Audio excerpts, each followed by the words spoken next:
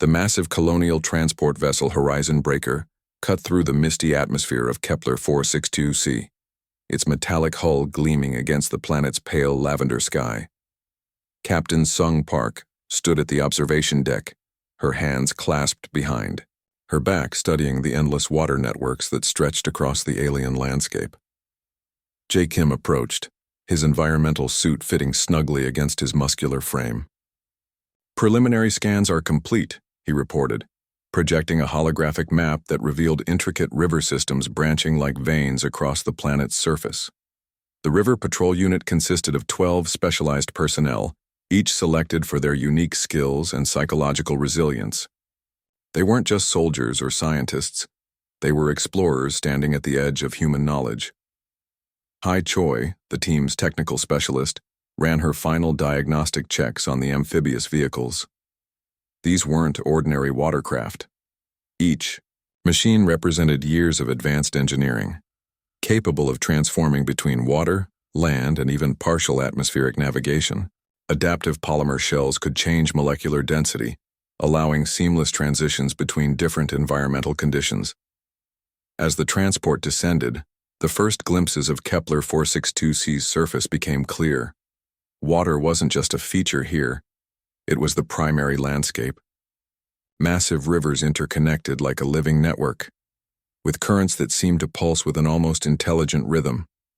Strange vegetation lined the riverbanks, plants that shifted colors and appeared to breathe rather than simply exist.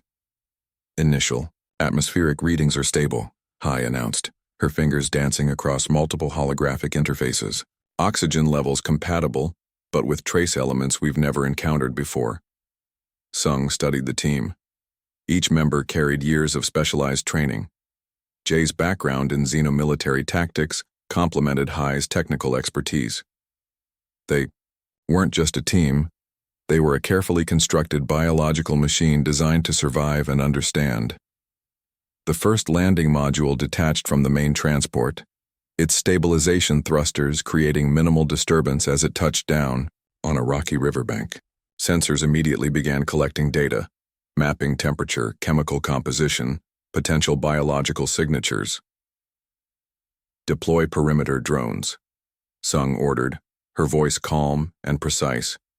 Miniature reconnaissance drones no larger than small birds emerged from specialized compartments, creating an invisible network of surveillance. They moved with calculated precision, scanning the surrounding environment and transmitting real-time data. Within minutes, the first anomalies appeared.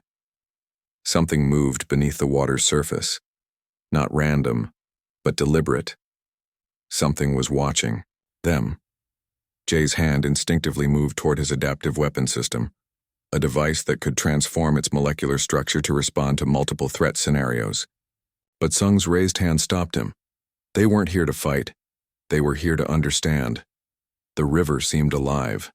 Its currents shifted in patterns that suggested more than random water movement. Something intelligent was observing their arrival.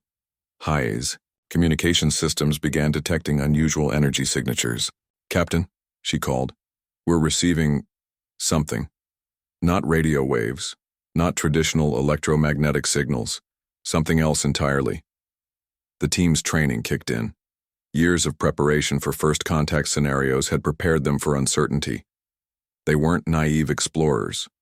They were calculated, disciplined professionals representing humanity's most advanced frontier. As the first day on Kepler 462c concluded, an uncomfortable reality settled among the team. They weren't alone, and whatever inhabited these rivers was watching them with an intelligence that both fascinated and unsettled them. Sung Park looked out over the water, her reflection mixing with the alien landscape. Humanity had traveled millions of light years, faced countless unknown challenges, and survived. Whatever existed in these rivers would soon learn that human adaptability was their greatest weapon. The River Patrol's first mission had begun, and nothing would be the same again. As darkness fell across Kepler 462c, the team prepared their equipment, checked their systems, and remained vigilant. The real exploration was just beginning. The water continued to pulse. Something watched, and humanity had arrived. The river's surface began to shimmer with an unnatural light. Captain Sung Park watched as translucent shapes moved beneath the water, their bodies creating rippling patterns that seemed almost intentional. These weren't random movements, they were calculated, deliberate. Jae Kim's communication system suddenly crackled to life. Not with sound, but with a series of complex light patterns that danced across his suit's display. The alien creatures were communicating, but not in any way humans had ever experienced before. HFY worked frantically at her console. "The patterns," she muttered. "They're not random. There's a complex language here, but it's not based on sound or traditional communication methods." The first visible creature emerged from the water. It wasn't what anyone expected. About 2 meters long, its body looked like a combination of liquid and solid matter. Translucent skin shifted through colors, blues, greens, and occasional bursts of deep purple. Multiple appendages moved with precise, almost mathematical coordination. Sung raised her hand, signaling the team to remain completely still. First contact protocols demanded observation before any potential interaction. The creature stopped. Its entire body seemed to pulse with a soft, rhythmic light. Then another emerged. Then another. Soon the river's surface was alive with these beings, each one watching the human team with an intensity that felt more like assessment than threat. Jay's weapon systems remained powered down.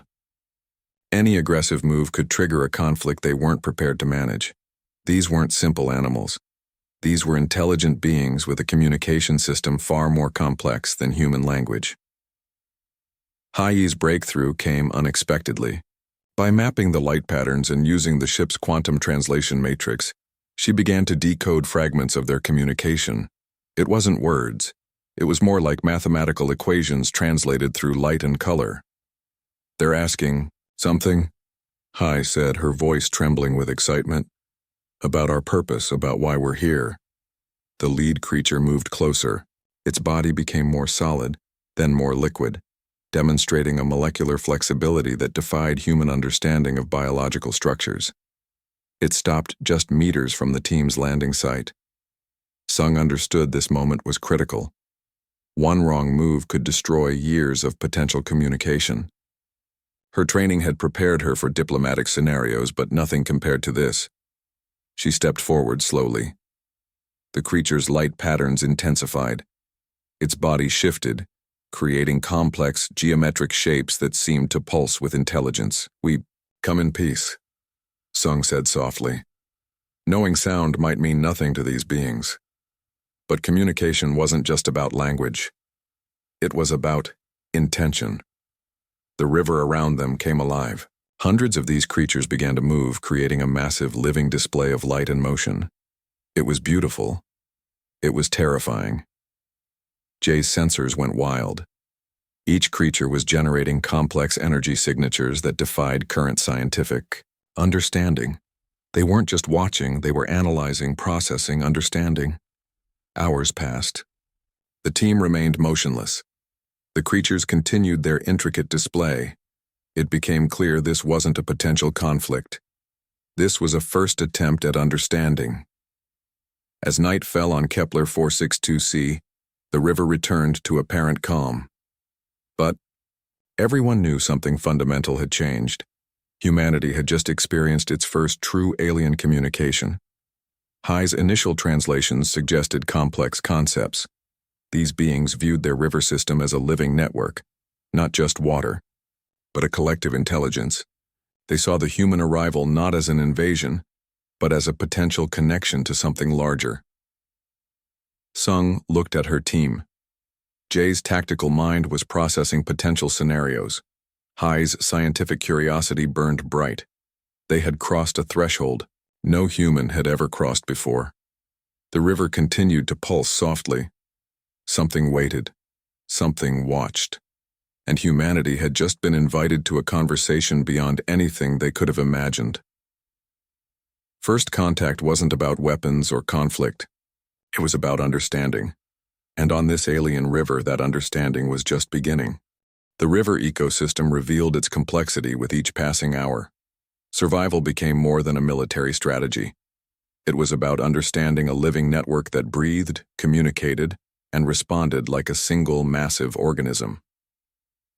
J. Kim discovered the first critical detail. The alien creatures weren't just watching, they were testing the human team's response capabilities. Each movement, each interaction was a subtle probe, measuring human adaptability and intelligence, Kai. Choi's communication matrix started decoding more intricate patterns. The river beings operated on a collective consciousness system that made human communication look primitive. They shared information through light, molecular vibration, and energy transfers that defied traditional scientific understanding. Captain, Sung Park realized their survival depended on something more than technological superiority. They needed to demonstrate cooperation, not dominance. The river's ecosystem began presenting unexpected challenges. Adaptive plant structures could generate localized energy fields that disrupted electronic systems. Microscopic organisms moved through water currents, creating complex chemical reactions that could neutralize human protective gear within minutes. One morning, a massive energy surge swept through their landing zone. Equipment that worked perfectly yesterday suddenly became useless. Adaptive suits started malfunctioning, their molecular structures breaking down under strange radiation patterns emitted by the river ecosystem. Jay quickly developed emergency protocols. Using reverse-engineered alien communication techniques, he managed to create temporary protective shields by mimicking the river beings' molecular adaptation strategies. It wasn't just science. It was learning a completely new language of survival. Hai's breakthrough came when she realized the river wasn't just a water system. It was a living communication network. Each creature, each plant, each microscopic organism played a role in a massive interconnected intelligence. They're testing us, she explained to Sung. Not as potential threats, but as potential partners in their ecosystem. Survival became a delicate dance of adaptation. The human team learned to move with the river's rhythm, understanding that traditional military strategies meant nothing in this environment. They had to become part of the ecosystem, not conquerors of it. Strange phenomena occurred daily. Electronic systems would suddenly realign themselves, taking on properties of the surrounding environment. Protective suits would shift colors and molecular density, matching the adaptive capabilities of the river beings. Jay's tactical training transformed. Instead of preparing for conflict, he started developing communication strategies. How do you negotiate with an ecosystem that thinks and responds like a single, massive intelligence? Sung watched her team transform. They were no longer just a military reconnaissance unit. They had become students of an alien world, learning its language, its rhythms, its fundamental existence. The river beings continued their complex communication. Sometimes they would create massive light displays that covered kilometers of water surface. Other times they would generate intricate molecular patterns that seemed to carry complex mathematical equations.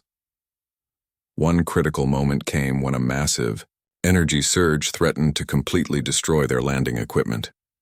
Instead of a traditional defensive response, Hai used the communication matrix to essentially ask the river ecosystem for assistance. The response was unexpected. The energy surge redirected, protecting their equipment. It wasn't a defensive action. It was a demonstration of the river's ability to understand and respond to complex communication. Survival was no longer about human superiority. It was about finding a way to coexist, to understand, to become part of something larger than individual survival. As weeks passed, the human team's perception shifted. They weren't conquerors or researchers. They were participants in a massive, living communication network that spanned an entire planetary ecosystem. Jay's tactical maps became less about potential conflict zones and more about understanding communication pathways. Hai's research moved from traditional scientific observation to a form of ecological communication that blended technology, biology, and something entirely new. Sung Park understood their mission had fundamentally changed. They weren't here to study an alien ecosystem. They were here to learn a new way of existing, of understanding intelligence beyond human comprehension. The river continued to pulse. Its beings watched, and humanity stood at the edge of a profound transformation, ready to step into a world beyond their previous understanding.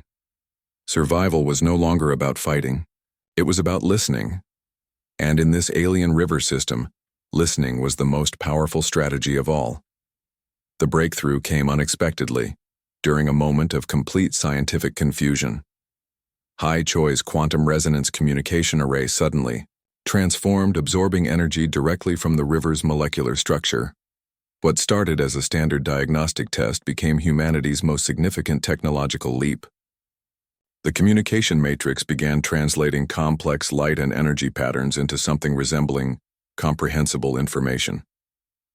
It wasn't language as humans understood it. It was a living, breathing exchange of knowledge. J. Kim watched in amazement as the first complete transmission emerged.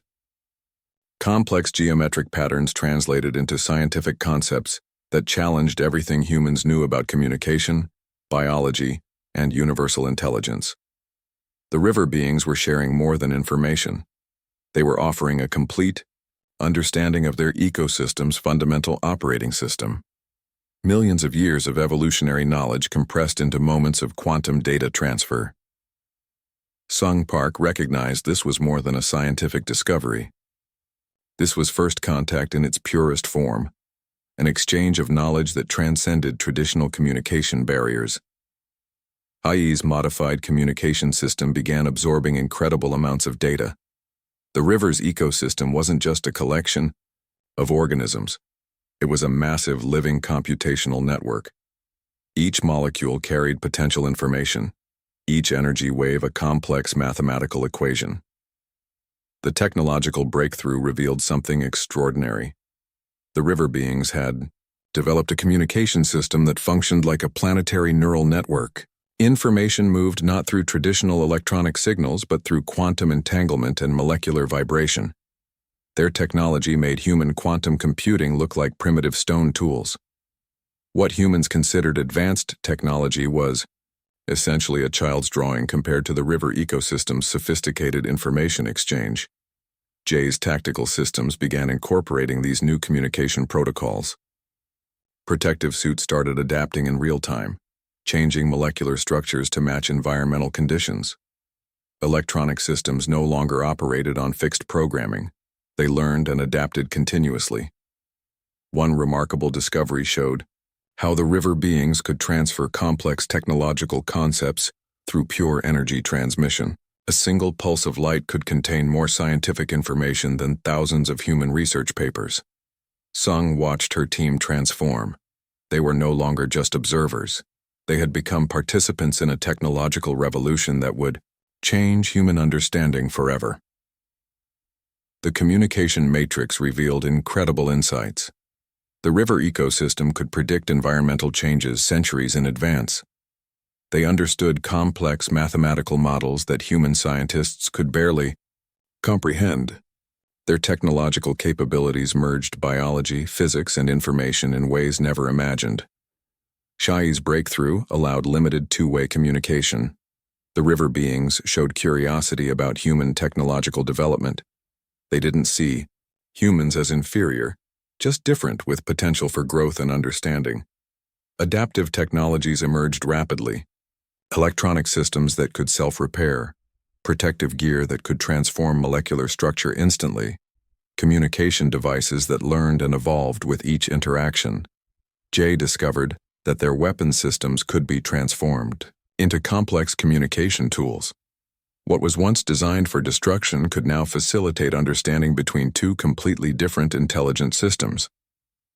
The quantum communication matrix became a bridge between human technology and the river ecosystem's living network. Each transmission revealed layers of complexity that challenged fundamental human scientific understanding. Sung recognized this was more than a technological breakthrough. This was a fundamental reimagining of what intelligence could be. The river beings didn't just communicate. They existed as a collective, intelligent system that could adapt, learn, and grow. Hours of data transmission revealed incredible possibilities. Medical technologies that could heal at molecular levels, energy systems that could draw power directly from environmental interactions, communication protocols that could connect intelligence across vast distances. HFY's systems continued processing. Each moment brought new revelations. The river ecosystem wasn't just sharing technology, it was offering humanity a completely new way of understanding universal intelligence. Jay's tactical analysis suggested this could revolutionize human space exploration. The technologies being shared could allow humans to adapt to environments previously considered uninhabitable. As the first complete data transfer completed, the team realized nothing would be the same. They had stepped into a new realm of technological understanding, where the line between biology, technology, and intelligence blurred completely. The river pulsed with energy. Millions of years of evolutionary knowledge waited to be understood, and humanity had just been invited to learn. The transformation happened slowly, then all at once. What began as a simple river patrol mission became humanity's most significant evolutionary moment. Sung Park watched as her team merged technological understanding with the river ecosystem's living intelligence. They were no longer just observers or researchers. They had become something entirely new. The river beings demonstrated a willingness to collaborate that exceeded human expectations. Their collective intelligence saw humanity not as a threat, but as potential partners in a larger universal network. Choi's communication systems had evolved beyond traditional technological boundaries. Human and alien intelligence began working together, solving complex planetary challenges that neither could address alone. J. Kim's tactical understanding transformed. Military strategies gave way to collaborative problem-solving. The river ecosystem showed how conflict could be resolved through understanding rather than confrontation. Planetary restoration became their first joint project. The river beings revealed technologies that could heal environmental damage, regenerate ecosystems, and balance complex biological networks. Humans provided implementation strategies, while the alien intelligence offered advanced scientific solutions. Communication moved beyond language. They shared knowledge through molecular transfers, energy pulses, and complex quantum interactions. A single moment of connection could transfer centuries of accumulated knowledge. The human colony on Kepler 462c became a living experiment in interspecies cooperation. Traditional boundaries between human technology and alien biological systems disappeared. They weren't just coexisting, they were creating something entirely new. Medical breakthroughs emerged rapidly. The river beings showed humans how to heal at molecular levels, how to adapt human bodies to completely new environmental conditions. Diseases that had plagued humanity for centuries became treatable through quantum-level interventions. Energy systems transformed completely. The river ecosystem demonstrated how entire planetary networks could generate and distribute energy without traditional technological infrastructure. Sustainable living became more than a concept. It became a living reality. Sung realized they were witnessing the birth of a new form of intelligence. Not human, not alien, but something that combined the best of both worlds. Each interaction revealed deeper levels of understanding. The first human children born on the planet showed remarkable adaptations. They could communicate with the river ecosystem in ways their parents never imagined. Their bodies carried molecular structures that allowed them to interact directly with the living planetary network. Jay's military training became a system of collaborative defense. Protection was no longer about fighting. It was about understanding and maintaining ecological balance. The river beings showed how intelligent systems could prevent conflict before it began. HFY's research moved beyond traditional scientific boundaries. She became a bridge between human understanding and the river ecosystem's collective intelligence. Each discovery opened new possibilities for universal communication. The transformation wasn't just technological, it was philosophical. Humans learned that intelligence could exist in forms they never imagined. The river ecosystem wasn't just an environment, it was a living, thinking entity. Planetary colonization changed completely. Instead of conquering new worlds, humans would now learn to become part of them. Each new planet became a potential partner, not a resource to be exploited. Years passed. The human settlement became indistinguishable from the river ecosystem. Buildings adapted, moved, and transformed. Technology merged with biological systems. The line between human-made and naturally occurring disappeared. Sung Park, now older, watched the new generation. Children played with river beings, communicating. Through complex light and energy patterns, they moved between molecular states as easily as breathing. The original mission, a simple river patrol, had become something miraculous. Humanity had found a way to not just survive in a new environment, but to become part of it. As the planet's twin suns set, the river pulsed with life. Humans and river beings moved together, a single, complex network of intelligence. They had become something more than either could have been alone. Coexistence wasn't just a possibility, it was their new reality. The river continued to flow, carrying millions of years of knowledge, millions of moments of understanding. And humanity had finally learned to listen.